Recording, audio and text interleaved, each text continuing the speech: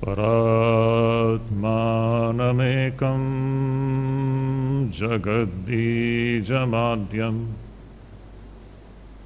niriham nirakaram onkar vidyam yato jayate palyate yena vishvam tamisham bhaje liyate yatra vishvam. Hari Om Tat Sat. Hari Om Tat Sat. Hari Om Tat Sat.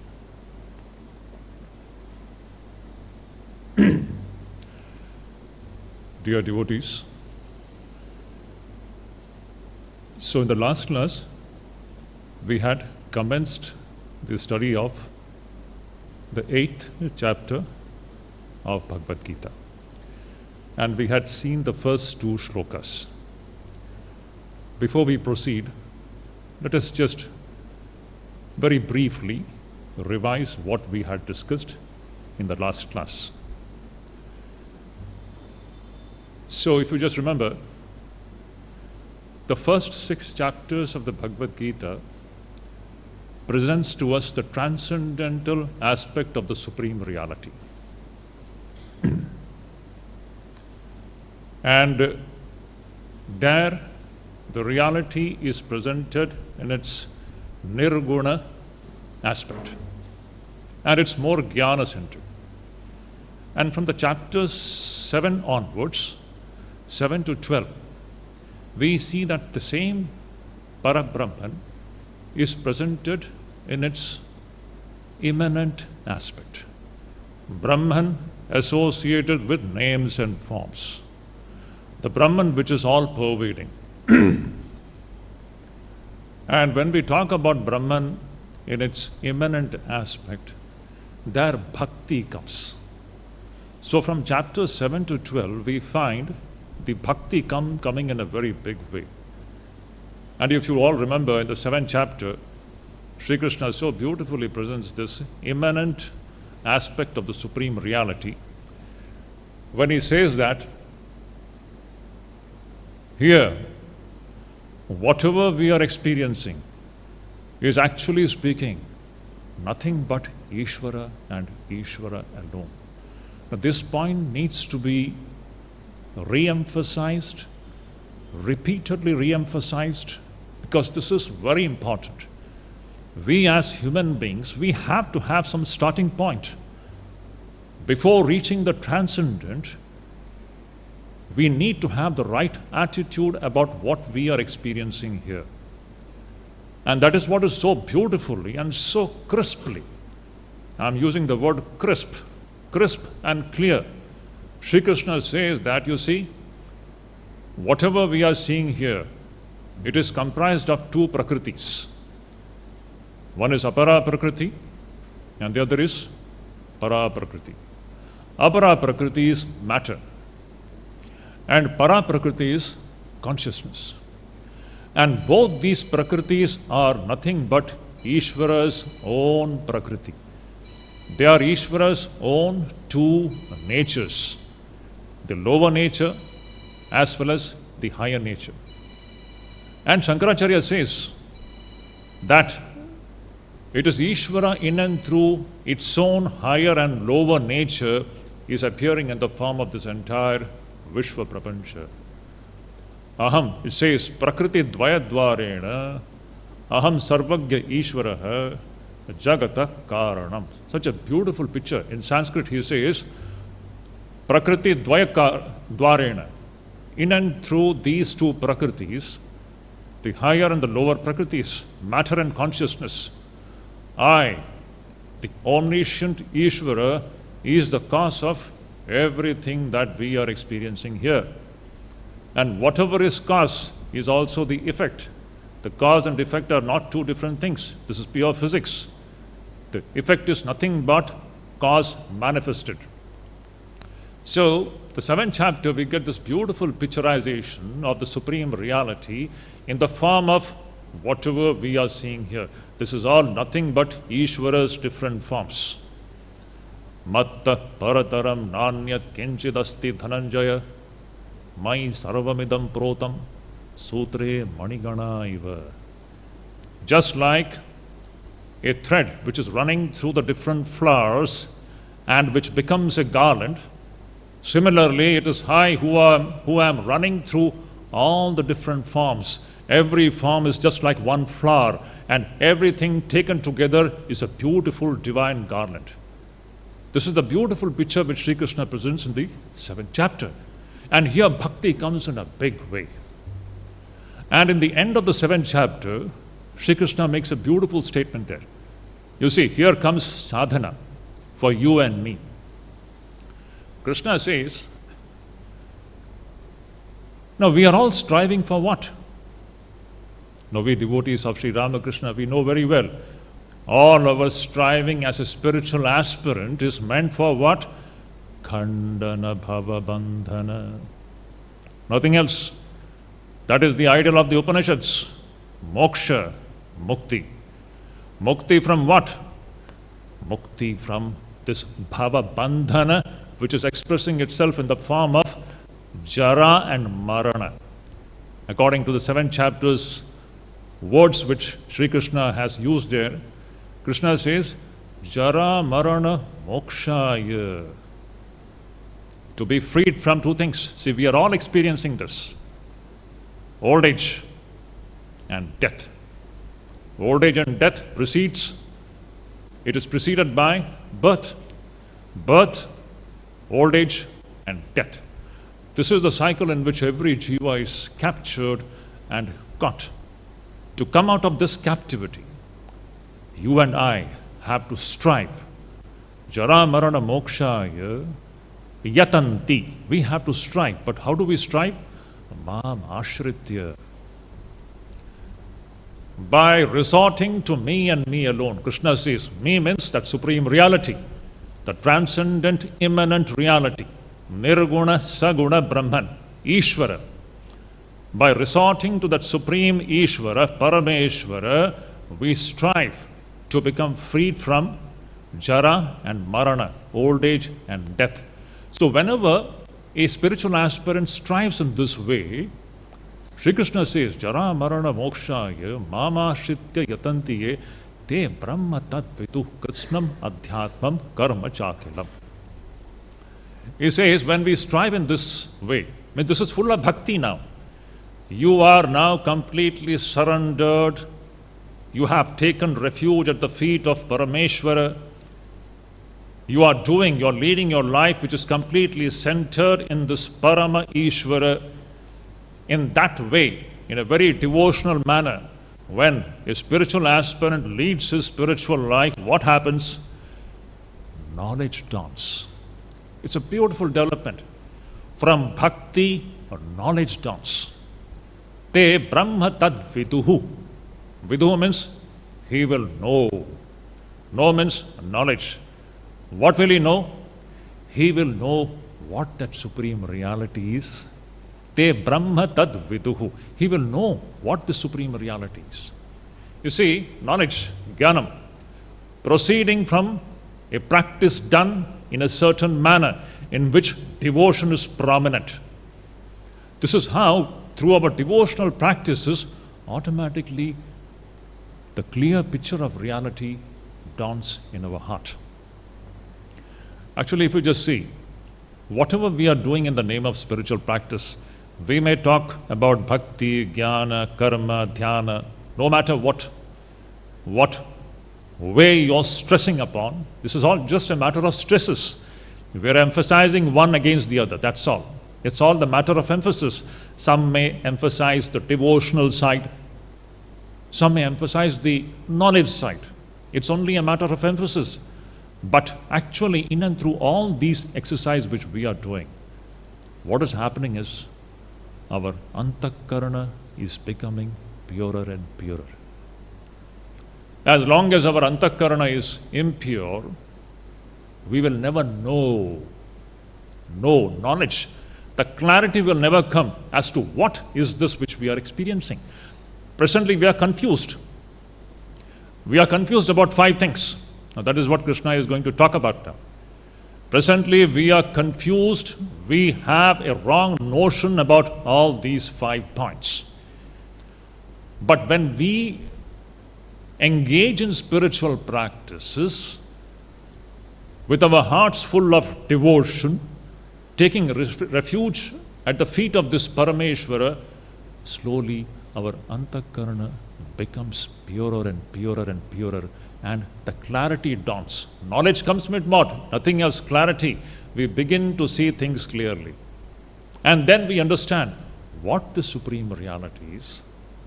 Te Brahma Tad Viduhu, Krishnam Adhyatmam. That person will fully understand who is this Jiva, what is that Parabrahman, and what is all this going on in the form of different karma actions. And he will know what is Adhibhutam. Now we will see all those things. He will know what is existing here in the physical plane, in the context of physical plane, what is existing. In the context of the divine plane, who is existing. In the context of sacrifice, yajna, who is existing. And at the point of death, how this person will know me. All these things become clear. Krishna is saying beautiful things. Here that Supreme Reality is presented in 5 different contexts, 5 different planes of references. That's all. Presently we have wrong ideas about these different planes of references. But the clarity about what all these things are will come when we begin to strive in a devoted manner by taking refuge at the feet of Parameshwara. This clarity will eventually and gradually, in a graded manner, it will dawn. This is what Krishna ended up in the 7th chapter. So he said, what is Brahman? What is Adhyatma? What is Karma? What is Adhibhutam? What is Adhidaivam? What is Adhiyagyam? And finally, at the time of death, most important point, it's so relevant to our lives. There is going to come a moment which will be the last few moments in this body, after which this body drops down. In those last final moments, how is that this person going to know the Supreme Reality? Everything becomes clear for this person who strives in this manner, holding on to Parameshwara. So beautiful. So these 5 points Krishna touches upon in the end of the 7th chapter, and these 5 points are Brahman, Adhyatma, Karma, Adhibhutam, Adhidaivam, Adhiyagyam, and how at the point of death this person will remember Supreme Reality. This is how the 7th chapter ends. And now, the beginning of the 8th chapter is just from this point onward, where Arjuna now gets the chance to once again ask this question to Sri Krishna. He further wants, Arjuna is a seeker of knowledge. We are all like Arjuna. We are all seekers of knowledge. We want to know the Supreme Reality. So Arjuna is asking this question, further seeking clarification, clarity from Sri Krishna. And he's asking this question, Kim tad Brahma, Kim Adhyatma, Kim Karma, Purushottama, Adhibhutam cha Kim Proktam, Adhiyagyam Kim Uchyate. And all those questions. The same thing, whatever he ended with, he starts the 8th chapter with these very questions. So, the questions were, I'll just read out the questions and then we can go towards the answers. O Supreme Person, what is that Brahman? What is that which exists in the individual plane? Adhyatma. What is action? Karma. And what is that which is said to exist in the physical plane? Adhibhutam. What is that which is said to be existing in the divine plane? Adhidaivam. O Madhusudana, how and who is the entity existing in the sacrifice here in this body?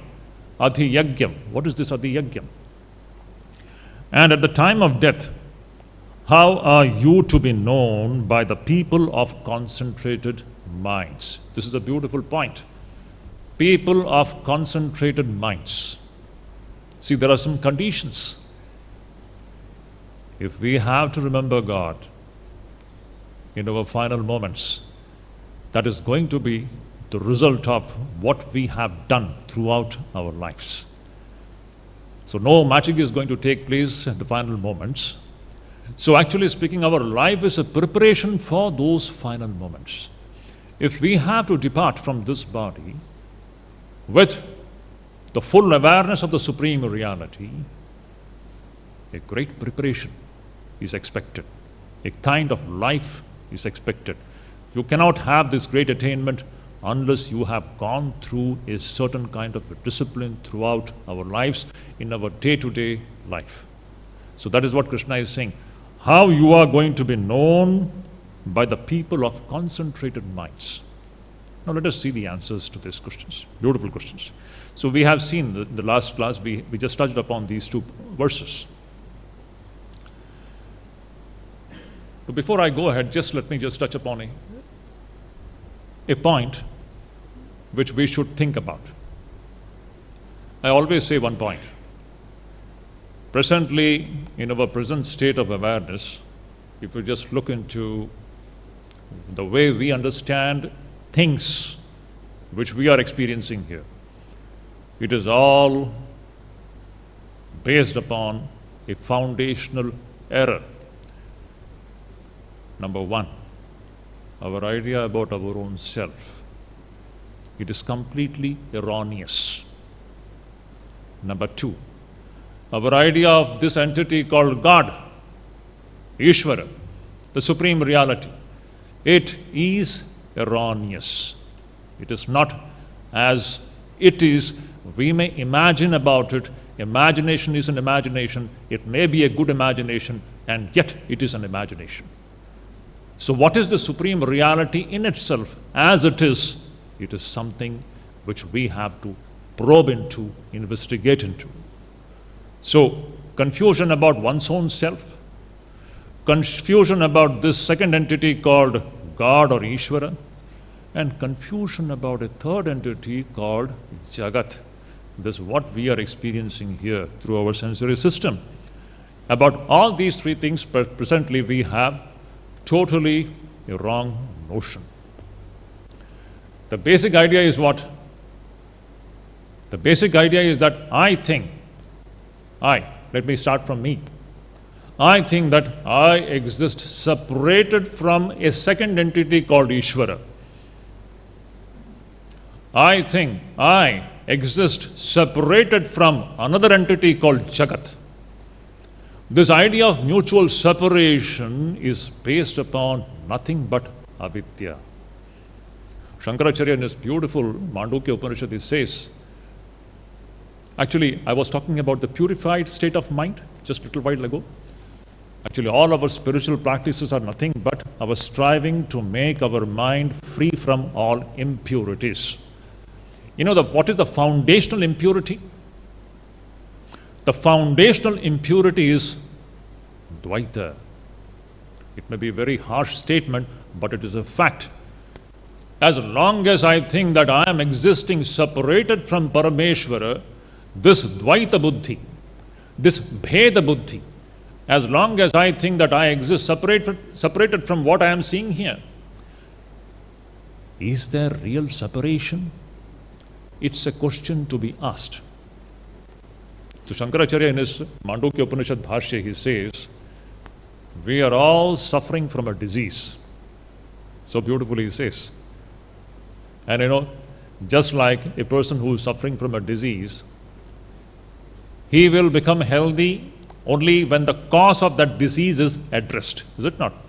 A disease is caused owing to some extraneous factors.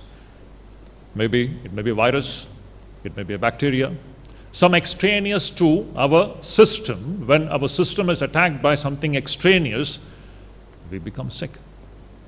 And when that is removed, we regain our health. So actually speaking, health is our true nature. Health is our true nature. Ailment is caused by some extraneous factor. It's a simple point. Shankaracharya beautifully says in his Mandukya Upanishad Bhashya that we are all ailing. And what makes us sick here? This Bheda Darshanam is the ailment with which we are suffering. Very beautifully he says there, Rogartasyaiva roga nivrittau swastata yata Dukkhatmakasya atmano dvaita prapancha upashame swastata advaita bhavaha prayojanam. Simply speaking, I'll just translate it. He's saying, just like a rogi, a person who is ailing from some disease, he will regain his health when the cause of roga is treated. Similarly, here we are all now rogis, we are all ailing. And you know what is the cause of this ailment? This Bheda Darshanam. What is this Bheda Darshanam? This unquestioned sense of realism. Again, I repeat this point. Shankaracharya says this unquestioned sense of realism in this separation, that I exist separated from a second entity. This idea of a second entity, that Ishvara is a second entity. This is what Krishna was telling in the 7th chapter. There is nothing called a second entity. It is all Ishvara and Ishvara alone.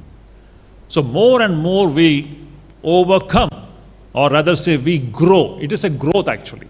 We are all growing from a lower state to a higher state. This is what Vivekananda was saying.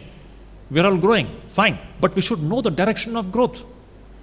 When I know that this Bheda Darshanam is a lower state, and what should be the direction of our growth? Our direction of our growth should be towards Abheda Darshanam. Is it a fact that this is a world and God is a second entity existing outside of the world? Is this the fact? This is not the fact. This is what in the 7th chapter Krishna was so beautifully presenting. He was saying that this Paraprakriti and Aparaprakriti, and he's saying, Etad yonini bhutani sarvani iti upadharaya aham krishnasya jagatah prabhava pralayas tatha matta parataram nanyat kinchidasti dhananjaya. There is nothing existing separated and greater than me. So this vision of non-separation is the goal of every jiva. So this is what is actually the context of this whole discussion. Here Krishna is touching upon these 5 different contexts. Presently we think that these are all separated from Ishvara. This jiva is separated from Ishvara. Adhibhutam, these different creatures, we think they are existing separated from Ishvara. Adhidaivam, the different divinities, the subtle divinities, we think that they are existing separated from Ishvara. Is this the fact? Krishna is saying all these different 5 points of references, the 5 points, the 5 contexts, the physical context, the context of the divine plane, the context of the individual, no matter which context you take, all these are nothing but Ishvara and Ishvara alone. There is nothing existing separated from Ishvara. Now we have to come to this point. See, before I get into the next point, it's very important. When we have this kind of an attitude, then we are ready to remember God at all points of time, and especially in our last moments. It will be effortless to remember God at the last few moments when the person is lying on the deathbed. How is it possible? When we have practiced this kind of a vision that nothing is existing separated from Ishvara, when we have practiced this throughout our life, automatically in the last moments, you cannot fail. That is the language here. You won't fail in remembering God. That is the definiteness which Krishna is talking about here. Let us just look into it. It's a beautiful now subject is coming up here now. So as an answer to these questions, we have seen the first 2 verses where Arjuna is raising these questions. What is Brahman? So what is Brahman? Let us see the answers now. Krishna says, Aksharam Brahma Paramam Swabhavo Dhyatma Muchyate bhuta bhavoddhavakaro visarga karma sangitah adhibhutam ksharo bhavah purushascha-adidaivatam adhyagyohamevatra dehe dehabhrutam vara. Krishna is saying here, so the first question was, Kim Tad Brahma? What is this supreme reality called Brahma? This is what Arjuna asked. Krishna is saying, Brahman is what?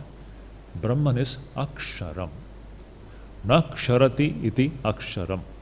That which is imperishable, indestructible, immutable. Anything which gets destroyed, anything which is mutable, anything which is changing, anything which is perishable, that cannot be Brahman.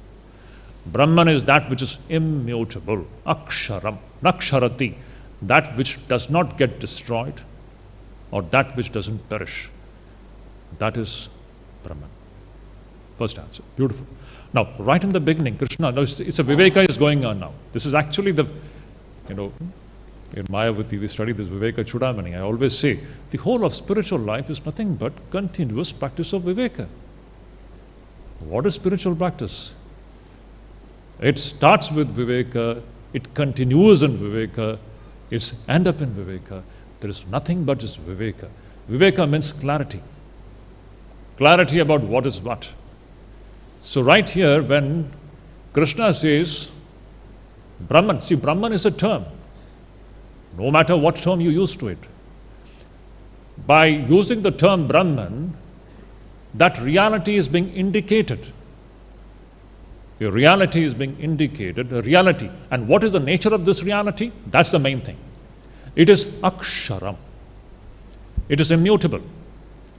If it mutates, it cannot be reality. Very important point. So there is something like two things. Something like, as if two things. There are no two things here. Always keep it in mind. The discussion will be always the separation between two things. But actually speaking, there are no two things. When you talk about the supreme reality being immutable, it is in the context of something which we are experiencing as mutating. Again, I repeat.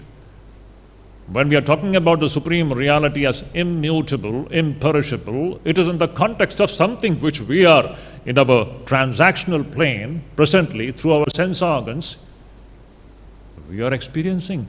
We are only experiencing mutation. Are we experiencing anything which is not mutating?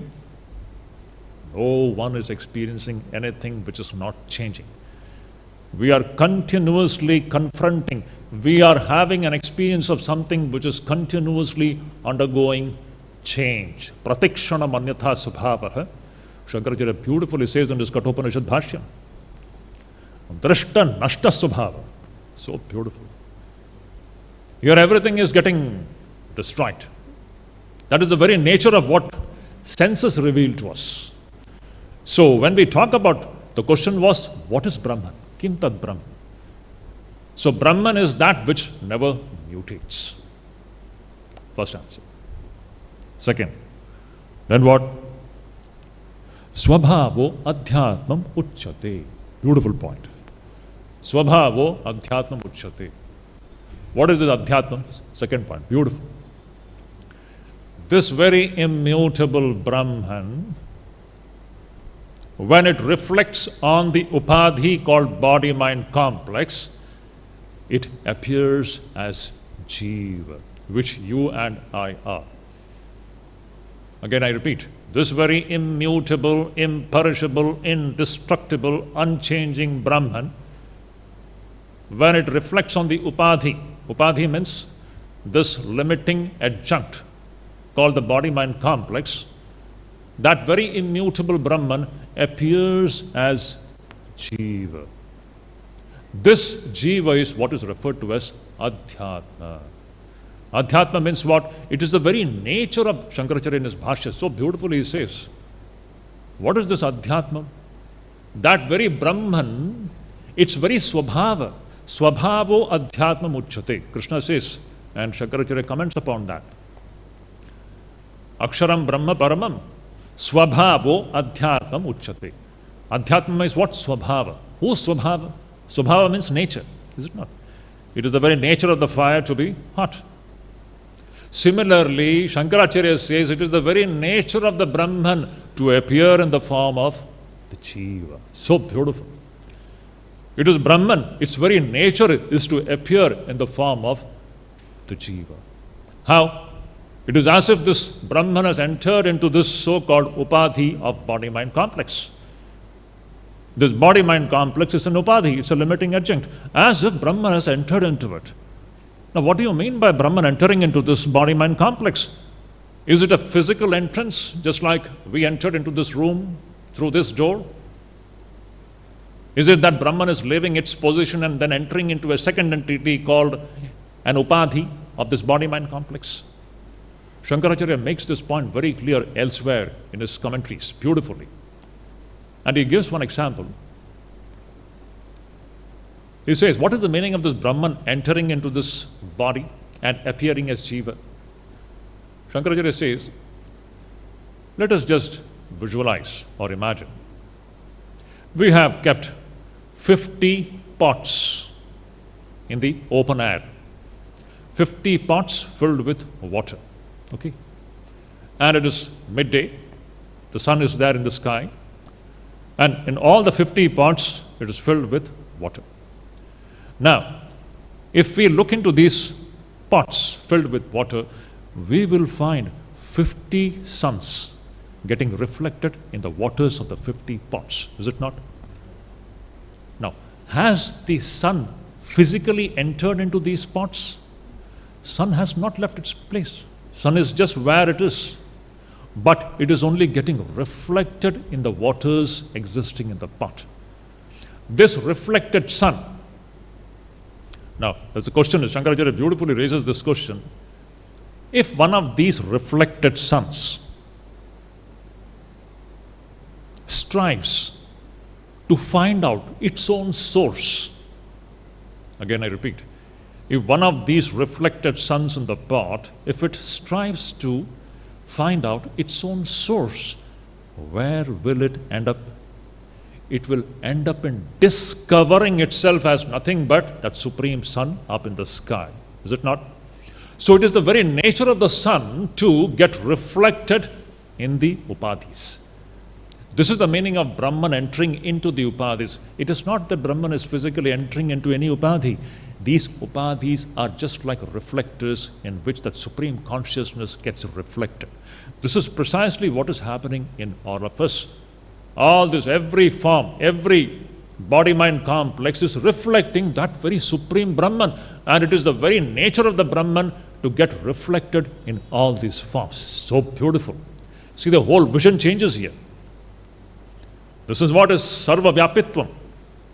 The immanent aspect of the supreme reality. This is what Brahman is existing here in so many forms. It is all divinity and divinity alone. Tell me now, till now we were thinking that we are this and we are that, but when you inquire into your own true self, you will see that it is all nothing but the forms of the supreme reality. The vision has to change. See, now this is the preparation for those final moments. Before that final moment comes, we have to become established in the right vision. As long as we are not established in the right vision, how is that you are going to get that vision at the point of death? So, somewhere we have to start finding out the reality. And this vision can come only in double quotes, in bold letters, only from the Shastras and only from the Guru. From no other source it can come. From no other source. It has to come only from the Upanishads. Upanishadsu eva vigyayate nanyatra. There is no other source. This vision can come. This is the gift of the Upanishads. It opens our eyes about what the supreme reality is. So this whole discussion came from where? What is this Adhyatma? Adhyatmam is what? It is the very nature of the Supreme Brahman to appear in the form of Jiva. So beautiful. It is Swabhavam. And if you inquire into this Jiva, that very Parabrahman appears as Jivatma or Pratyagatma inside each one of us. But what is this Pratyagatma? You delve into it, you discover Brahman. That's why I always say, when you dig into the human being, Ishvara emerges. What is the human being? This is what Shankaracharya, from the top of his voice, he declares to the entire humanity, Jiva Brahmaiva Naparaha is the ultimate reality. Jiva is what? If you inquire into the Jiva, this Pratyagatman will be discovered to be Parabrahman, nothing short of that. See, the Shastras is dispelling our wrong notion about who we are, number one. It is only when we begin to live this kind of a life which is established in the right vision, then we prepare for those final moments when we should be effortlessly able to be in the right consciousness. And this cannot happen as long as you harbor all wrong notions based upon Bheda Darshana. Again, I repeat, that illumined state at the time of death is not going to come as long as we harbor, we nurture the wrong vision throughout our life. Now see, actually this whole discussion, I can sum up using Sri Ramakrishna's most important teaching. Sri Ramakrishna says, what? Advaita Gyan Achale Bendhe Tarpure Ja Ichha Tai Koro. This is the most important and most practical teaching of Sri Ramakrishna, least discussed. I always say this is the least discussed teaching. Whereas this is the essential teaching of Sri Ramakrishna. Everything is all just secondary, tertiary, supplementary. But the core teaching of Sri Ramakrishna is this.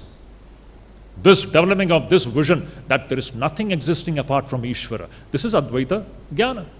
Advaita, let us not, Advaita is the simplest thing. Dvaita and everything is complicated. Advaita is the simplest thing. Advaita Ashrama is the best. I always think this point. The ultimate picture that Ishvara alone is existing is the point which we have to grasp. So, this is how Sri Krishna is helping us to come to this point. So, what is this Adhyatmam? It is the very nature of Parabrahman to appear in the form of the Jiva. That is Adhyatmam. Then, so Aksharam Brahma Paramam Swabhava Adhyatmam Uchate Bhuta Bhava Utbhava Karo Visarga Karma Sangitaha. The third point was karma. What is this karma? Now here the definition or the answer to this question, the answer given by Krishna is a technical answer.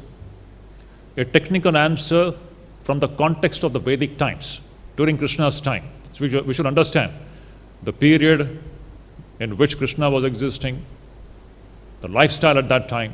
Today our lifestyle has completely changed, drastically changed. So the answer is from the Vedic context, the context of a society where all the activities were based upon the Vedas, strictly by the Vedas.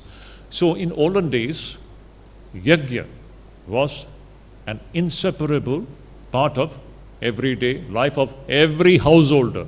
Only sannyasis, they didn't do yajna. They are not supposed to do yajna. But householders are. It is a mandatory for all the householders to do different kinds of yajnas.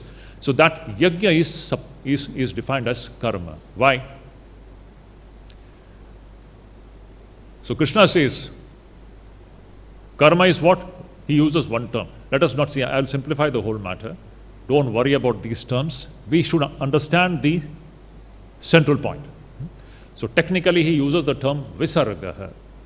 Visargaha karma sangitaha. This karma is what? Visarga is karma. Visarga means what? To give away or to offer. Now this giving away and offering is in the context of the yajna. In the yajna, what do we do? in the yajna, what we do? We give away or we offer oblation to the fire, is it not? And we offer the oblation to the fire aiming at the different deities. And these deities are the presiding deities of the different powers of the nature. And in and through that, when these powers of the nature, the deities, when they are propitiated, through them, according to the Vedas, rain falls. And when rain falls, food grains, they come about. And when food grains, they are grown, the living entities, they live. And that is how the different things come into existence. So in that Vedic context, Sri Krishna is saying, what is karma? That act of offering or giving away is what is referred to as karma. Now, this is the Vedic context.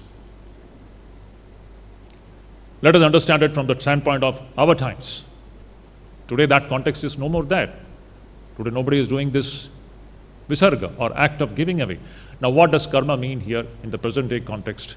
In the present day context, that line of Sri Krishna is very important. Bhuta bhava udbhava karo.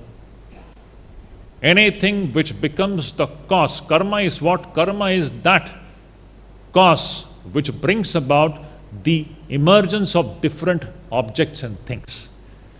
In short, karma is that which brings into existence different objects and things. This is our understanding. See, whatever we are doing here, it is all bringing about so many things into existence. We are building bridges and buildings and whatnot, is it not? How is it happening? By action, is it not? Action becomes the cause of coming into existence of different things. So action is what? Action is that the cause of the emergence of different objects and things in this creation. This is what is karma, to put it in a simple way. Now, the thing is that if you delve into the root of the karma, there also you will find it is all Ishvara and Ishvara alone. So we have seen what is Brahman. We have seen what is Adhyatma. Adhyatma is that very Brahman in the form of this Jiva. And this action which becomes the cause of the emergence or coming into existence of the different objects and things. If you delve into it, you will land up in Brahman or Ishvara. So this is what is karma. Then, Adhibhutam Ksharo Bhavaha. Now what is Adhibhutam?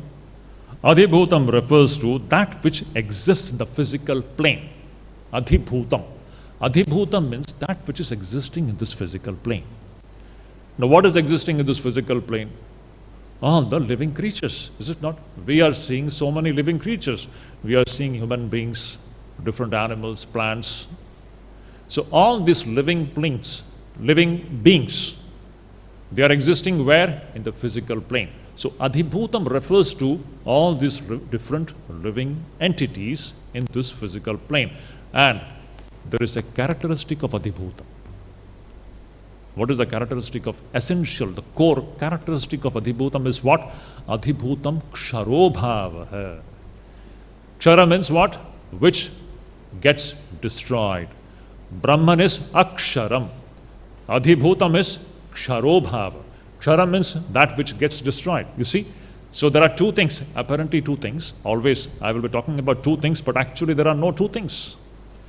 So Adhibhutam refers to that dimension which is mutating, which is getting destroyed, which is perishing, which is all perishable. And it refers to all the different living entities in this physical plane. So Adhibhutam Ksharobhavaha, and then what? Purushascha Adhidaivatam. What is Adhidaivatam? Adhidaivatam is what? Here, Adhidaivatam is what? It says, what exists in the divine plane. Now here it refers to, again it's a slightly technical thing, but let me give you the essence of this whole thing. Now is Adhidaivam. Straight away it refers to Hiranyagarbha. You might have heard about this term, Hiranyagarbha, but let me make it very simple. Just like this gross cosmos is existing. Okay, let me take it from the individual standpoint. Just like this gross body is there. behind this gross individual, so many gross structures, is it not? Gross individual.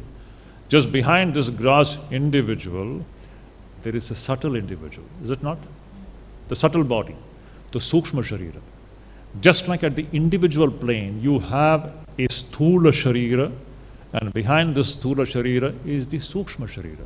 Individual Sukshma Sharira. Similarly, this entire Vishwa Prapancha, it has got its Sthula dimension and Sukshma dimension.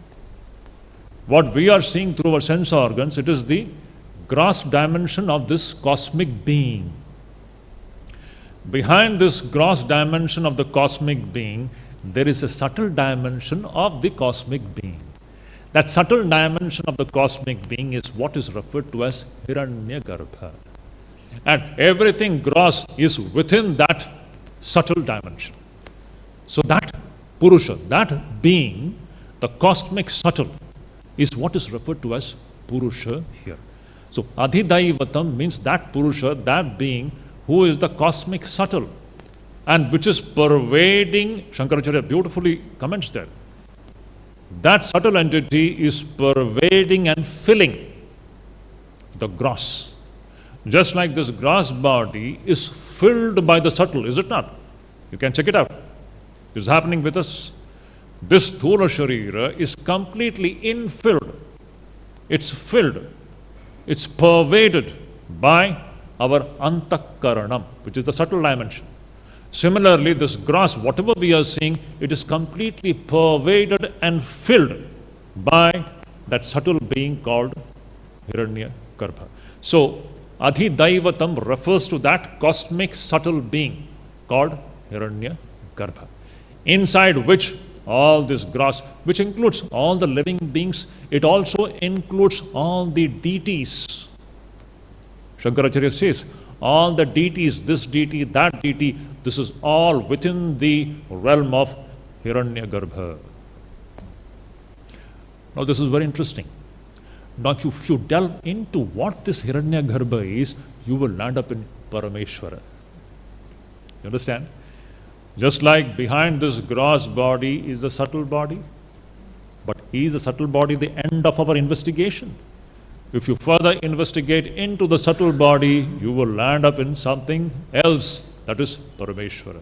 Similarly, behind this gross cosmos is the subtle cosmos, which is referred to as Hiranyagarbha. But is that the end? If you delve further into what this Hiranyagarbha is, if you pierce that veil, you will land up in Ishvara. And you will see that there is nothing called Hiranyagarbha or this gross cosmos. It is all Ishvara and Ishvara alone. See, everywhere we are trying to connect the dots. This individual is Ishvara. All the living creatures, it is Ishvara. All the actions have got their roots in Ishvara. Then this Adhidaivam, all the deities, the different forces of nature, if you delve into it, it is Ishvara. Is there anything existing separated and distinct from Ishvara? It cannot. Now this is the new vision which is coming up. Krishna is painting this beautiful picture. Okay, my dear children, please understand, there is nothing existing in this cosmos separated and distinct from that Parameshwara. This is the beautiful vision. So he's saying here, Adhibhutam ksharo bhavaha purushaschadidaivatam adhiyagyo ahamevatra dehe deha bhratam vara. Dehe bhratam vara, O best among the embodied beings. Krishna is addressing Arjuna as the best among the embodied beings. So beautiful. Encouraging him. Hey Arjuna, you are the best among the embodied beings. So he's saying, hey Deha Pratambara, hey Arjuna, the best among the embodied beings, you see, Adhyagyaha ahameva atra dehe. In this body, I am the Adhyagyaha. Now, this is also a technical thing, nothing to worry about. Adhyagya means what? Yagya means sacrifice. I am giving you the essence of it. Let us not worry about it, because these discussions are from the context of the Vedic lifestyle. Today, we are not doing that. But let us understand the crux of what Krishna is saying here. Adhyakya, atra dehe, in this body, adhyakya. Who is adhyakya? I am the adhyakya, Krishna says. So yajna means what? Sacrifice, is it not? And to perform the sacrifice, you need the body. All the sacrifices which we perform, they are all performed with the body. So in that sense, this sacrifice which is existing in this body and which is being done in and through this gross body, Sri Krishna says that sacrifice I am. Ishvara. Wherever Krishna uses the term I, you should always remember, he is referring to that supreme reality, Nirguna Saguna Brahman. You can take it in a certain form, doesn't matter, that is only for our convenience. But it's the ultimate reality. Nirguna Saguna Brahman. I am that reality which is existing in the form of sacrifice in all the bodies. This act of giving away, that sacrifice which is being done in and through this gross body, it is I who am existing as that Adhyakya. So these were the answers to these questions.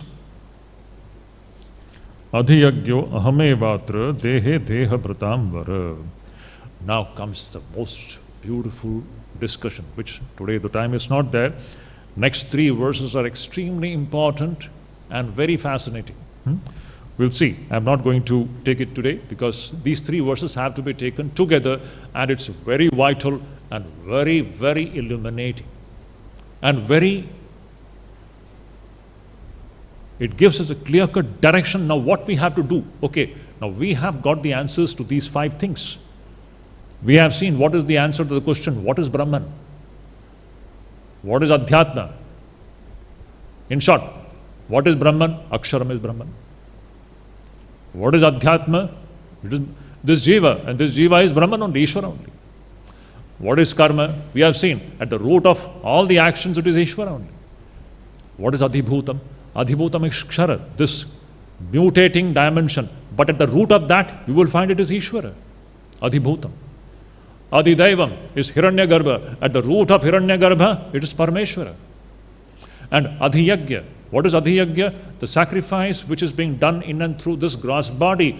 Krishna said, it is I who am that sacrifice. Now, means all the 5 planes of references have been touched upon, and it has been shown that none of these planes of reference, they exist separated and distinct from Parameshvara. Means there is nothing existing separated from Parameshvara. If this is the case, now tell me, whatever we are doing here, whatever we are seeing here, if we have this vision before us, that it is all Ishvara in so many forms, and in this way, if you are leading your life with this constant remembrance of Ishvara, this point I shall discuss in detail in the next class, and that's very vital. Living our life in constant habitual remembrance. Let me use the term habitual. Living our life, our day-to-day life, with a habitual remembrance of the supreme reality, that nothing is existing separated from supreme reality. Now, what is going to be the consequence of this kind of a life? Antakale cha mame vas smaran muktva kalevaram yat prayati samadbhavam yati na atra samshayah. So beautiful.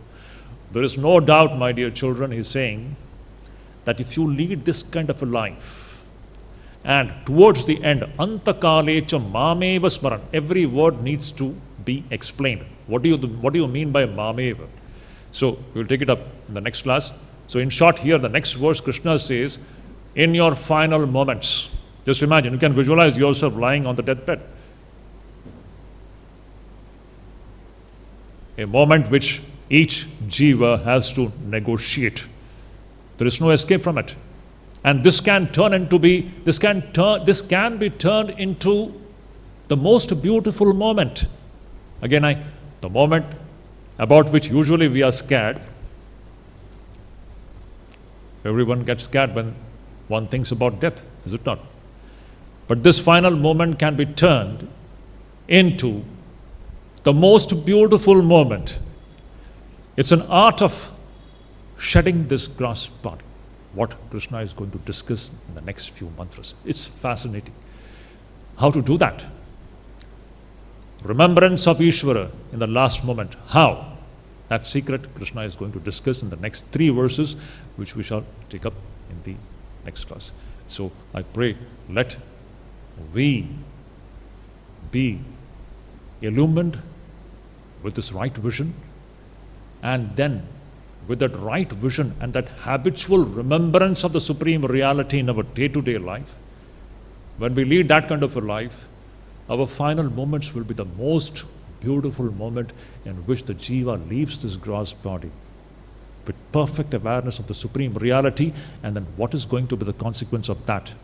Krishna is going to talk about that in the next class. Let's stop.